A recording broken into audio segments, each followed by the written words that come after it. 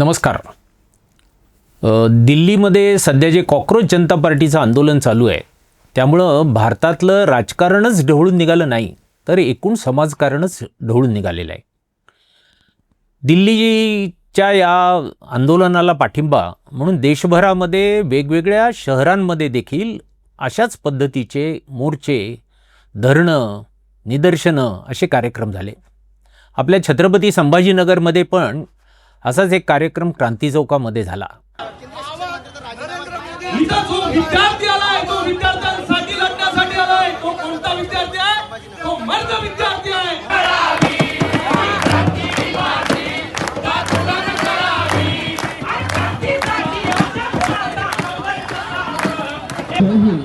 अंधेरे में रहने की आदत पड़ी है तुमके, गुलामी करने की आदत.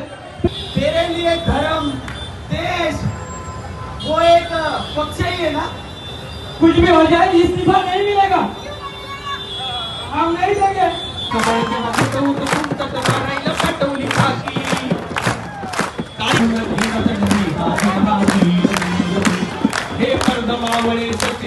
यात सहभागी असलेल्या काही तरुणाईला आज आपण आवर्जून पर्यायच्या या स्टुडिओमध्ये निमंत्रित केलं आहे. त्यांचं म्हणणं काय ते समजून घेण्यासाठी. ते कसं बघतात दिल्लीतल्या या सगळ्या घटनाक्रमाकडे किंवा त्यांना काय वाटतं हे आपण त्यांच्याकडून समजून घेणार आहेत. पण त्यापूर्वी आपण त्यांच्यापैकी एकेकाची ओळख करून घ्या. हां, तुझी ओळख करून दे. मी राज मुंगसे, मी एक कलाकार आहे. डॉक्टर बाबासाहेब आंबेडकर मराठवाडा विद्यापीठ छत्रपती संभाजीनगर येथे ड्रामा डिपार्टमेंटचा स्टुडंट असून बॅचलर ऑफ ड्रामाची डिग्री घेतो आहे. छान. तुमचं? माझं नाव प्रशांत बोराडे. मी सध्याला पत्रकारितेमध्ये एम.फिल केलेलं आहे आणि सोबतच मी वंचित बहुजन आघाडीची जी विद्यार्थी संघटना आहे सम्यक विद्यार्थी आंदोलन याचा राज्याचा प्रवक्ता म्हणून काम करतो. छान. तू? मी Jayesh Pathade, central university of तमिळनाडूला माझं मास्टर्स सुरू आहे कम्प्युटर सायन्समध्ये. आणि मी मागच्या 4 वर्षापासून विद्यार्थी चळवळीत सक्रिय आहे. तमिळनाडूला देखील काम करण्याचा प्रयत्न करतोय. छान. तिघेही कार्यकर्ते आज आपल्या स्टुडिओमध्ये आलेले आहेत आणि आंदोलन म्हटलं की कार्यकर्ते अग्रभागी असतात, त्यांचीच भूमिका महत्त्वाची असते. आपण सुरुवातीला राजकडून समजून घेऊया की हे सगळं जे आंदोलन आहे त्या आंदोलनामध्ये कलेचा काही संबंध होता का, किंवा कला आणि आंदोलन. कारण दिल्लीमध्ये तर वेगवेगळे आविष्कार कलेचे तिथे बघायला मिळाले. तू कसं बघतोस की औरंगाबादमध्ये छत्रपती संभाजीनगरमध्ये पण असं काही प्रयोग झाले या आंदोलनामध्ये? या आंदोलनामध्ये मोस्ट ऑफ आमचा टार्गेटच तो होता की भाषणांपेक्षा कलेमार्फत आम्ही लोकांपर्यंत कसं पोहोचू. कारण लोक भाषण एक वेळेनंतर ऐकणं सोडतात आणि भाषण सतत प्रत्येकजण येणार, सेम गोष्ट बोलणार, कारण मुद्दे सेमच आहे. म्हणून आम्ही कलेच्या माध्यमातून ते प्रेझेंट करायचा प्रयत्न केला. मग त्यात पथनाट्य असेल, रॅप असेल, क्रांतिगीतं असतील, आंबेडकरी जलसे असतील, महाराजांवरचे रॅप असतील, हे सगळं सादर केलं आहे. खूप दिवसांनी एक अभिनव पद्धतीचं आंदोलन या निमित्ताने छत्रपती संभाजीनगरच्या लोकांना अनुभवायला मिळालं आणि हे खरं म्हणजे या आंदोलनाचं वैशिष्ट्यच आहे आणि तरुणाईचं देखील हे वैशिष्ट्य आहे. तर तुला काय वाटतं की आंदोलनामध्ये गाभ्याचा प्रश्न काय? मुळात प्रश्न जो देशात उद्भवला आहे की पेपर लीकच्या मुद्द्यावरून सगळे संघटित झालेलेच आहेत. सुरुवातीला जसं आपण बघत होतो की कॉक्रोचची जी मुवमेंट उभी राहिली ती एक सटायर म्हणून उभी राहिलेली होती. हळूहळू ती विद्यार्थ्यांच्या आंदोलनाकडे वळली, नंतर युवकाचं आंदोलन, आणि आज आपण बघतोय की देशभरात हे नागरी आंदोलन झालेलं आहे. बरोबर.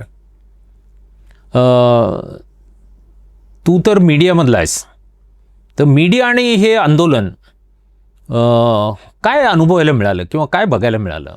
खऱ्या अर्थानं आपण जर बघितलं तर 2014 मध्ये ज्यावेळेस भारतीय जनता पक्षाचं सरकार केंद्रामध्ये स्थापन झालं, त्यानंतर राज्यामध्ये आलं, लोकशाहीचे खऱ्या अर्थानं जो चौथा स्तंभ म्हणून ज्या मीडियाकडे, ज्या प्रसारमाध्यमांकडे पाहिलं जातं, 2014 पासून भाजपने या पूर्ण प्रसारमाध्यमांना आपल्या पूर्ण देशामध्ये लोळवून ठेवले की काय, किंवा आपल्या सगळे चाटुगिरी, पूर्ण जो मीडिया आहे, प्रस्थापित मीडिया, इलेक्ट्रॉनिक असेल किंवा प्रिंट मीडिया असेल, हा पूर्णपणे सत्ताधाऱ्यांची चाटुगिरी करण्याच्या पाठीमागे लागलाय. आणि या आंदोलनामध्ये ज्यावेळेस मीडिया कव्हरेज द्यायला येत होता त्यावेळेस सर्व विद्यार्थ्यांना, आंदोलकांना असं वाटत होतं की आंदोलन उलट्या बाजूने किंवा चुकीच्या पद्धतीनं लोकांसमोर प्रेझेंट करतायत की काय, अशा पद्धतीचा संभ्रम विद्यार्थ्यांपुढे होता. त्यामुळं आमचा या देशातल्या मीडियावरती आज विश्वास राहिलेला नाहीये. पण मग कुठला मीडिया चालला या आंदोलनामध्ये? या आंदोलनामध्ये आपण जर बघितलं तर आताच राजबाईंनी सांगितल्या पद्धतीनं जे पारंपरिक मीडिया म्हणून ज्याला बघितलं जातं, त्यांनी ज्या पद्धतीनं कलेचे उदाहरणं दिले, तो आमचा मीडिया होता. सोशल मीडिया हा आमचा स्वतःचा मीडिया झाला. आम्ही जे काही करतोय ते आमच्याच सोशल मीडिया अकाउंट्स वेगवेगळ्या प्लॅटफॉर्मवरनं आम्ही ते जनतेपर्यंत पोहोचवलं आणि ते जनतेला इम्पॅक्ट झालं. आज त्याचाच परिपाक म्हणून आज जनतेने हे आंदोलन स्वतःच्या हातामध्ये घेतलेलं आहे. बरं, छान सांगितलंस तू. आता आंदोलन गेल्या 10-12 वर्षामध्ये असं विद्यार्थ्यांचं असं कुठलं आंदोलन उभं राहिलेलं आपल्याला दिसलं नाही. तर हा विषय नीट परीक्षा, पेपर लीक झाला, हा विषय एवढा मोठा होता की एवढ्या मोठ्या प्रमाणावर हे आंदोलन उभं राहावं? तुला काय वाटतं? विषय मोठाच आहे, कारण एकच पेपर लीक नाही झाला. 2024ला पण नीटचा पेपर लीक झालाय आणि 2014 पासून बघितलं तर जवळजवळ 80 ते 90 पेपर लीक झालेत. प्रत्येक वर्षी आई वडील काय करतात की कोचिंगसाठी पैसा खर्च करतात, कारण क्वालिटी एज्युकेशन हे कॉलेजमध्ये प्रायव्हेट कॉलेज असून सुद्धा ते क्वालिटी एज्युकेशन भेटत नाही. त्यासाठी वेगळं प्रायव्हेट ट्युशन्स वगैरे जॉईन करावं लागतं. मग तो जो अतिरिक्त जो खर्च येतोय त्यांचा पण भार त्यांच्यावर पडतो. पुन्हा जीएसटी तो वाढतच चाललाय, पुन्हा मग आता पेट्रोलचे भाव वाढत चालले. प्रत्येक गोष्टीचा रोष होता कुठेतरी आणि तो एक सोबत आला आणि विद्यार्थ्यांच्या लढ्याला मजबूत केलं त्या लढ्याने. तुला काय वाटतं की नीटचाच प्रश्न एवढा महत्त्वाचा होता का इतरही काही प्रश्न होते त्याचा हा परिणाम आहे? हे बघा, खऱ्या अर्थानं आपण जर बघितलं, हा नीटचा पेपर फुटी घोटाळा होऊन आता जवळपास 1.5 ते 2 महिने होत आलेत. हा प्रश्न असा नाही की हा फक्त भाजपच्याच काळात झालाय. त्याच्या आधी जे सत्तेमध्ये आलेत त्यांच्या काळामध्ये हे पेपर फुटी घडलेलंच आहे आणि ह्याची नैतिकता कुणीही स्वीकारलेली नाही. नैतिकता स्वीकारून कुणी राजीनामा दिलेला नाही. उदाहरण जर बघितलं तर 2021मध्ये वर्षा गायकवाड शिक्षण मंत्री असताना टीईटीचा पेपर फुटला. आज दादा भुसे राज्याचे शिक्षण मंत्री आहेत, त्यांच्या काळात पेपर फुटला. त्याच पद्धतीनं हा जो नीटचा पेपर आहे हा देखील वर्षानुवर्ष फुटत आलेला आहे. मात्र विषय असा आहे की ज्या मुलांच्या घरच्या पालकांकडे जास्तीचा पैसा आहे ते त्यांना कोचिंग क्लासेसमध्ये टाकतात. मात्र जे गोरगरीब कष्टकरी घरचे विद्यार्थी आहेत, जे घरून अभ्यास करतायत, त्यांचं मरण या ठिकाणी होतं. जर ज्या मोठमोठे कोचिंग क्लासेसवाल्यांकडे जर पेपर आपण जर बघितलं, या महाराष्ट्रामध्ये मोठेगावकर नावाचे एक क्लासेसवाले आहेत, त्यांचा मुलगाही यावेळेस नीटचा पेपर देणार होता आणि आमच्यापर्यंत आलेल्या माहितीनुसार मोठेगावकरांकडे हा पेपर आधी गेला, कारण त्यांनी तो पेपर त्यांच्या मुलाला द्यायचा होता. आणि मोठेगावकरचे पूर्ण राज्यभरामध्ये कशा पद्धतीने क्लासेस चालतात हे सगळ्यांना जनतेला माहीत आहे. त्यामुळं जर ज्याच्याकडं पैसा आहे ते मोठ्या क्लासमध्ये जातात आणि मोठ्या क्लासवाले आपल्या विद्यार्थ्यांच्या माध्यमातून आपल्या क्लासचं नाव मोठं व्हावं त्यामुळे त्यांना ते पेपर विकतात. मग खऱ्या अर्थानं आम्हाला असं म्हणायचं आहे की जर पेपर विकून यांच्या क्लासेसचं नाव मोठं करायचं आहे तर मग हे शाळा कॉलेज कशाला काढले? जर प्रायव्हेट एज्युकेशनच तुम्हाला घ्यायचं आहे तर शाळेला आणि कॉलेजला महत्वच राहत नाहीये ना. तर हे कुठंतरी बंद पडलं पाहिजे आणि शाळा कॉलेज किंवा सरकारी एज्युकेशन जे आहे त्याला कुठंतरी आपण पुढाकार सरकारने दिला पाहिजे. बरोबर. तुला काय वाटतं याच्यावर? सिरियसनेस बघायला गेलं तर जसं की दोघांनी पण मुद्दे मांडलेले आहे की मागच्या 10 वर्षात एक ऑफिशियल आकडा नाही म्हणू शकत पण 152चा असा आकडा दिला जातो. राहुल गांधींनी त्याच्या बऱ्याच प्रेस कॉन्फरन्सने हा आकडा पुढे केलेला आहे. यावर्षी एक विद्यार्थी म्हणून मला जे वाटते की आमच्या विद्यार्थी बांधवांनी 22 विद्यार्थी बांधवांनी या डिप्रेशनचा शिकार होऊन त्यांचं पूर्ण वर्ष 2 वर्षाची जी मेहनत आहे नीटच्या पाठीमागे आणि ती जेव्हा वाया होताना आपण बघतो आणि त्याचं जे डिप्रेशन येतं ते 22 विद्यार्थी सुसाईड केलेले. हे खूप मोठा एक सेटबॅक आपल्यासाठी ठरतोय की आपण एक एज्युकेशन सिस्टम म्हणून आपण फेल्युअर ठरलोय की सिस्टममध्ये 22 विद्यार्थी सुसाईड करतायत आणि याचा सिरियसनेस इथलं सरकार घेत नाहीये. मोदीजी बरेच ट्विट करत असतात छोट्या मोठ्या गोष्टींवर, पण नरेंद्र मोदींचं आम्ही याच्यावर एक पण ट्विट नाही बघत आहे. राज्यातून देवेंद्र फडणवीसांचं यांच्यावर आम्ही काही ट्विट नाही बघत आहे. शिक्षण मंत्री धर्मेंद्र प्रधान हे अपोजिशनच्या विरोधात ट्विट करताना आपण बघतोय, फेसबुक पोस्ट लिहिताना बघतोय. का रात्रीच त्यांचं एक नवीन फेसबुक पोस्ट आलं. पण याबद्दल जो मुद्दा त्यांची ते अकाउंटेबिलिटी घ्यायला तयार नाहीत, त्याच्याबद्दल ते कुठेच लिहायला तयार नाहीत किंवा बोलायला देखील तयार नाही. मीडियामध्ये त्यांच्यात ते शक्यतच नाहीये, ते तोंडच दाखवू शकत नाहीत मीडिया. पण त्यांच्या सोशल मीडिया प्लॅटफॉर्मवर ते कधीच याबद्दल बोलत नाहीयेत, ना त्या विद्यार्थ्यांच्या पाठीमागे किंवा त्यांना कंडोलन्स देत आहेत. ही खूप लाजिरवाणी गोष्ट आहे असं मला वाटतं की आम्हीच तुम्हाला निवडून दिलंय, आमच्याच मतावर तुम्ही सत्तेत बसलेले आहात आणि त्याची मगरुरी तुम्ही आमच्यावर थोपत आहात, हे चुकीचं आहे. मला आणखी एक तुम्हाला विचारायचं होतं. सर्वसाधारणतः अशा आंदोलनामध्ये भाग घ्यायचा म्हटलं की हे काहीतरी राजकीय आहे कशाला आपण त्याच्यात पडायचं, ही साधारण मध्यमवर्गीय विद्यार्थ्यांची पण मानसिकता आहे. तर या पार्श्वभूमीवर या आंदोलनामध्ये मोठ्या प्रमाणावर मध्यमवर्ग सहभागी झालेला दिसतो. तुम्हाला काय वाटतं, हे काय कशामुळे झालं असेल? मुळात आता वारंवार होणारे पेपरफुटी असतील, बेरोजगारीचे प्रश्न आहे, महागाईचे प्रश्न आहे, तर प्रत्येक आंदोलनाला कुठलं तरी नाव देऊन चिरडण्याचा प्रयत्न सरकार करते. प्रत्येक वेळेस ते सक्सेसफुलही होता. बट यावेळेस असं झालं की राईट विंगनं जेवढा प्रयत्न केला दाबण्याचा, तर जेवढे लेफ्ट विंगचे असतील किंवा जे सेंट्रलाइज आहेत, जे खरी परिस्थिती मांडतात सोशल मीडियावर, त्यांनी आक्रमकपणे त्यांना विरोध केला, फॅक्ट पब्लिक समोर मांडले आणि पक्षाचा चेहरा कुठल्याही पक्षाशी, आंदोलनाचा चेहरा कुठल्याही पक्षाशी निगडीत जरी असला तरी मूळ मुद्दे आणि जे प्रश्न आहेत ते नागरिकांचेच आहेत, मिडल क्लास लोकांचे आहेत, गरीब मुलांचे आहेत आणि श्रीमंताचे सुद्धा आहेत. कारण प्रत्येक व्यक्ती भ्रष्टाचार करून पेपर विकत घेऊन पास होणे पाहते. प्रत्येकांना क्वालिटी एज्युकेशन त्यांचा फंडामेंटल राईट आहे, तो मिळाला पाहिजे. हे जनतेपर्यंत योग्यरित्या सोशल मीडियातून मुलांनी पोहोचवलं आणि त्याच्यामुळेच कदाचित एवढा मोठा उद्रेक झाला आणि मिडल क्लास पण त्याच्यात इन्व्हॉल्व्ह झालाय. बरं, मला आणखी एक थोडं समजून घ्यायचं होतं त्यातलं, की हे आंदोलन अजून काही काळ टिकेल असं वाटतं? निश्चितच जो प्रतिसाद देशभरातून याला भेटतोय, आंदोलन नक्कीच यशस्वी होणार आहे. सरकार आज किती जरी याच्याकडे दुर्लक्ष करेल, एक काळ येईल ते या मुद्द्यांकडे दुर्लक्ष करणं त्यांच्यासाठी अशक्य होईल. कारण देश पेटून उठणार आहे. लोकशाही मार्गाने आंदोलन होतील, निदर्शने होतील, मोर्चे काढले जातील आणि एक संभाव्यता आहे की काय म्हणणार आपण, सत्तापलट तरी नाही म्हणू शकत, पण यांना एक मोठा सेटबॅक यातून भेटणार आणि भाजप सत्तेतून खाली येणारच आहे नक्कीच. तुम्हाला काय वाटतं? नाही, खऱ्या अर्थानं जर बघितलं आपण तर हे आंदोलन उभं राहिल्याच्या नंतर ते भले कोणी चालू केलं हे महत्वाचं नाही, पण ते आज आंदोलन हे जनतेने हातामध्ये घेतलेलं आहे. हे आंदोलन कोण्या एका राजकीय पक्षाचं आज राहिलेलं नाही, तर हे या देशातले विद्यार्थी असतील, या देशातले पालक असतील किंवा वेगवेगळे कामगार असतील, ह्या सर्व जनतेने मिळून हे आंदोलन आज हातामध्ये घेतल्याचं आपल्या निदर्शनास येतं. त्यामुळं आता प्रश्न हा नाही आहे की नीटचाच प्रश्न फक्त महत्त्वाचा आहे. भाजप सरकार सत्तेत आल्यापासून जे जनतेला दाबत होतं प्रत्येक वेळेस, हा एक प्रकारचा उद्रेक आहे आणि त्याला कारणीभूत हा नीटचा प्रश्न ठरला.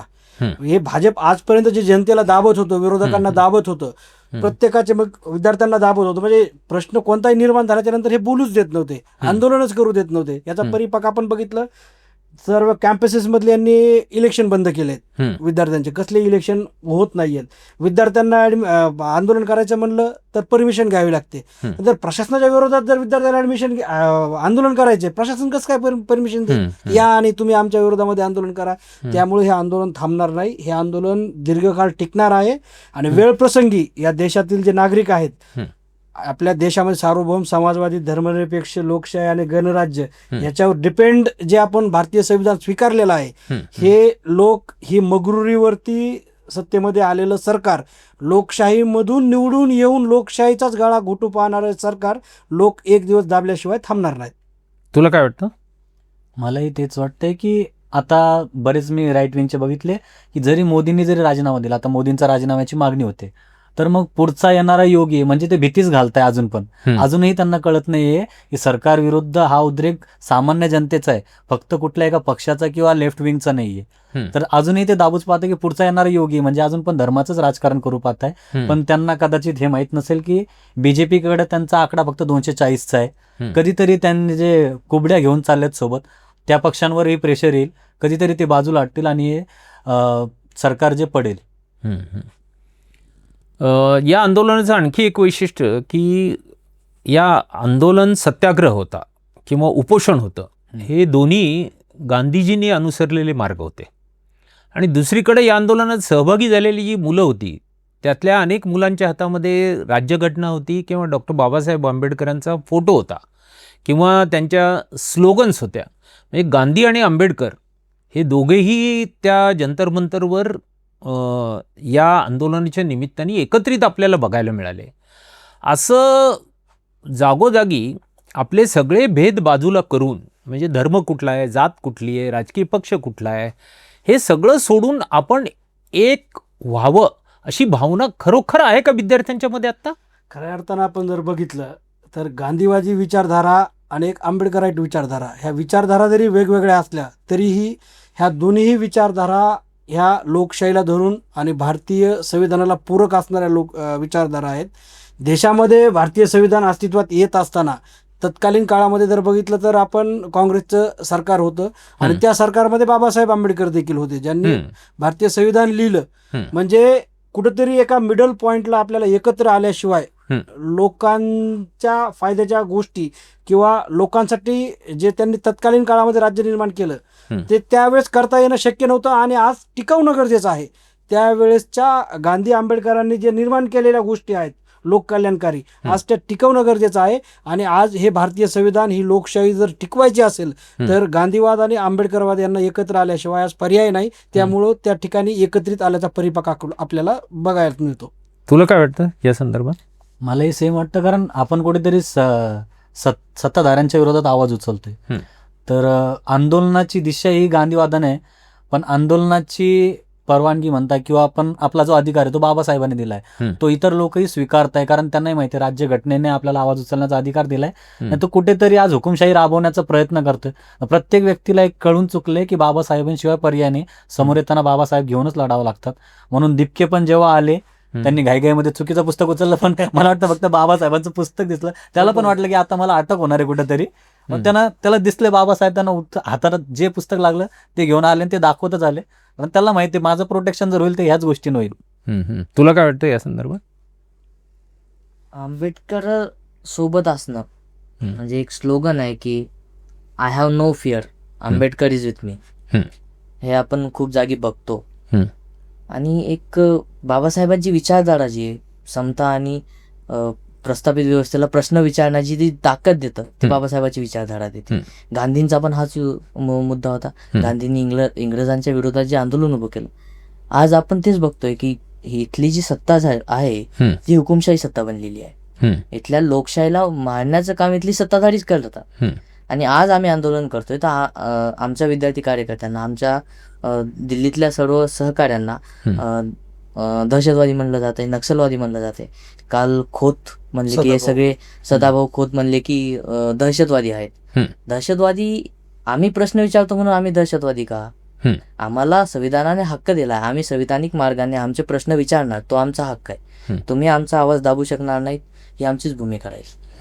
आणि मला तर त्यावर जाऊन बोलायचं की सदाभाऊ खोत जे म्हणले की आतंकवादी आहेत. मुळात शिक्षण हा भविष्य असतो, युवक हे भविष्य असतात देशाचा. कुठेतरी त्या शिक्षण व्यवस्थेवरच घाव घालून हेच देशाचा घात करताय. खरे देशद्रोही तर हेच आहेत नेते मंडळी, जे शिक्षण व्यवस्था किती भ्रष्ट झाली तरी चालेल पण युवकांना बेसिक शिक्षण पण भेटू नये हे त्यांची मानसिकता आहे. आणि हेच जर करत राहिले तर देश उद्या बर्बाद होणार. म्हणजे आम्ही दहशतवादी की ते देशद्रोही आधी त्यांनी ठरवावं. बरं, आणखी एक तुम्हाला तिघांनाही मला विचारायचं होतं की तुम्हाला वाटतं याच्यातून काही बदल घडून येईल? आणि दुसरं त्याच्याबरोबर हे आहे की तुमची त्याग आणि बलिदानाची तयारी आहे का तरुणाईची आजच्या? का रीलमध्ये तुम्ही सगळा त्याग बघता किंवा सोशल मीडियामध्येच सगळं आंदोलन वगैरे चालवता? खरोखर तुम्ही गंभीर आहात या सगळ्या प्रश्नांकडे? आणि भयंकर गंभीर आहोत. जसं आता इथेनॉलचा प्रश्न चालू आहे तर गडकरींनी ते एक धडाकाच लावलाय की FIR वर FIR. इथेनॉलच्या प्रश्नावर कोणी विचारलं, रील टाकली तर त्याच्यावर FIR होती. बट मुलं तिथं थांबत नाही, FIR झाल्यावर पण त्यांच्या विरोधात बोलताच. तर आमच्याबद्दलही तसं आहे, माझ्यावर पण ऑलरेडी एक केस झालेली आहे. त्याग आणि बलिदान हे ऑलरेडी आहे. केस झाल्यावर तुम्हाला गव्हर्नमेंट एक्झाम देऊ शकत नाही. ठीक आहे, आता आज नाही बोलणार तर कधी बोलणार? किती दिवस हे असं तोंड दाबून बुक्क्याचा मार सहन करणार? म्हणून त्याग आणि बलिदानाची तयारी तर आहेच आहे आणि हा लढा असाच सुरू राहील. पण बदल होईल असं वाटतं? सर, प्रयत्न केल्याशिवाय तर काही नाही, कारण इंग्रज जर झुकू शकतात, हे तर आपलेच काळे इंग्रज आहेत. तुला काय वाटतं? माझं एकच म्हणणं आहे, हर जोर जुलूम की टक्कर में संघर्ष हमारा नारा है, लाठी गोली खाएंगे फिर भी आगे जाएंगे. बहुत अच्छा, खूप छान. तुला काय वाटतं? या ठिकाणी आपण बघितलं की ज्या पद्धतीने दोघांनी सांगितलंय त्याच धर्तीवरती आपण जर बघितलं तर देशामध्ये वेगवेगळ्या पक्षाचे, वेगवेगळ्या विचारधारेचे सर्व विद्यार्थी एकत्रित आलेले आहेत. हा प्रश्न तेवढाच महत्त्वाचा आहे आणि ह्या मगरुरी असलेल्या सरकारला सुद्धा सत्तेपासून खेचणं महत्त्वाचं आहे. त्याच धर्तीवरती आपण बघितलं काल राहुल गांधी जे विरोधी पक्षनेते आहेत त्यांनी आंदोलन उभा केलं. आणि राज्यामध्ये प्रकाश आंबेडकरांचा देखील उद्या महाराष्ट्र बंदचा कॉल आहे. आणि हा काय एका पक्षाचा नाही आहे, तर सर्व पक्षांनी त्यांना आज पाठिंबा देणं चालू केलेलं आहे. त्यांनी कॉल देताना त्यांच्या पक्षाकडून दिलेला नाही, तर वैयक्तिक त्यांनी कॉल दिलेला आहे. त्यामुळं मी याच्या माध्यमातून देखील राज्यातील सर्व विद्यार्थी व सर्व समविचारी पक्ष संघटनांना देखील विनंती करतो की आपण सर्वांनी त्या महाराष्ट्र बंदमध्ये देखील मोठ्या ताकदीनं सहभागी होणं आवश्यक आहे. दिल्लीतल्या जंतर मंतरच्या आंदोलनाने खरोखर देश पूर्ण ढवळून निघालेला आहे. आणि ज्या पद्धतीने आज त्या दिल्लीतल्या विद्यार्थ्यांना पोट भरण्यासाठी लागणारं अन्न देशभरातले लोक स्विगी आणि झोमॅटोला ऑर्डर प्लेस करून मोफत तिथपर्यंत पोहोचवत आहेत. दिल्लीतली सामान्य जनता पण आता अतिशय बेधडकपणे त्या जंतर मंतरवर त्या विद्यार्थ्यांना मदतीसाठी धावून आली आहे. काल दिल्लीतल्या मुलींनी जे धैर्य दाखवलं आणि लाठी गोळ्या, आपण नुसत्या घोषणेमध्येच म्हणतो की लाठी गोली खाएंगे, तसं नाही, प्रत्यक्ष लाठ्या खाल्ल्या, पण त्याने आपला धीर नाही सोडला. आणि याही मुली या काही चळवळीतल्या मुली नव्हत्या, या साधारण मध्यमवर्गीय सामान्य कुटुंबामधल्या होत्या. पण त्यांना असं अर्ज वाटत होती, त्यांना असं आतून वाटत होतं की जे होतंय ते काहीतरी गैर आहे, ते बदलायला पाहिजे. आणि मला वाटतं अनेक वर्षानंतर, जवळजवळ 1 दशकानंतर, 14-15 वर्षानंतर पुन्हा एकदा या देशातल्या सामान्य माणसाला जे होतंय ते गैर आहे, यात काही बदल झाला पाहिजे. आणि तो बदल घडवून आणायचा असेल तर प्रत्येकाने आपलं आपलं योगदान केलं पाहिजे. या भूमिकेतून ज्या पद्धतीने ते सहभागी होतात ते निश्चितच अतिशय वाखाणण्याजोगं आहे. आणि आपल्यापैकी प्रत्येक जण आपापल्या परीने या आंदोलनाला शक्ती द्यायचा प्रयत्न करतोय. आज पर्यायाच्या वतीने या चर्चेचं आवर्जून आयोजन एवढ्यासाठीच केलं की तरुणाईच्या मनात नेमकं काय आहे, ते काय करू इच्छितात, ते या सगळ्या गोष्टीकडे कसे बघतायत हे जाणून घेण्याचा आपण प्रयत्न केला. तुम्ही तिघेही या स्टुडिओमध्ये आलात, या चर्चेत भाग घेतलात, त्याबद्दल तुमचे पर्यायच्या वतीने खूप खूप आभार. धन्यवाद.